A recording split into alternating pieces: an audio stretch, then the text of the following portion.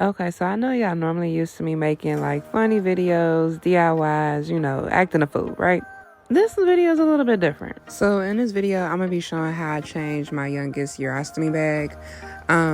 The reason why I'm making this video is because when I first found out that she was gonna have this procedure done, I immediately went to the internet and started to look up like what to expect. Now I'm not gonna lie, I was so intimidated, y'all, when I first started looking up videos because there are videos out there, but they're pretty quick. Like, they don't really explain much. So I'm gonna try to explain it as best as I can for somebody who's probably struggling with this. So first things first is you want to make sure the skin is clean and dry. Okay, so next you want to get your skin protecting wipes.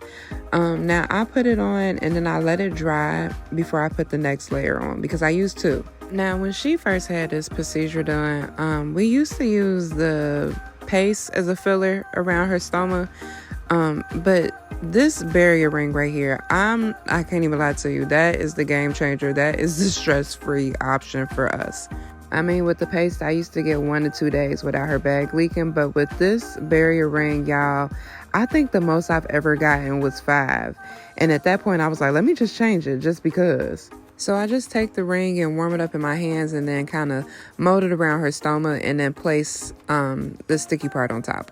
Now, the crazy part is I really don't know the correct terminology for a lot of this medical supply stuff. I just know how to use it, and that's all I need. Now, the placement of her stoma is a little close to her belly button, so getting like a flat seal around is kind of hard, so I had to kind of cut the little corner right there and stick it into her belly button. Now, her belly button is honestly one of the spots that probably leaks the most. Not sure why, but it will leak right there. So I take the gauze and just roll it up and stick it in her belly button before I place a tegaderm over it.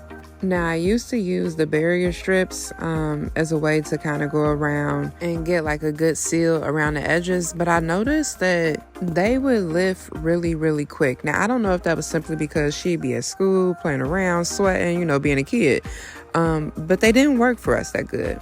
So instead, I got this 6x8 tegaderm, and I just cut a middle circle and place it over the opening so that I can put it on there before I put her bag on.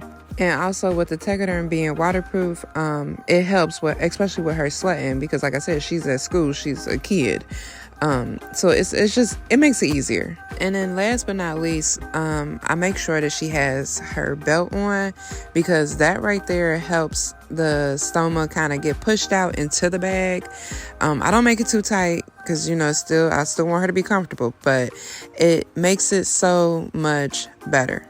But like I said, I know this is a little different from my norm, but I just wanted to post this in hopes that it could help somebody. Because I remember in the beginning of our journey, y'all, I was so stressed out. It was stressful.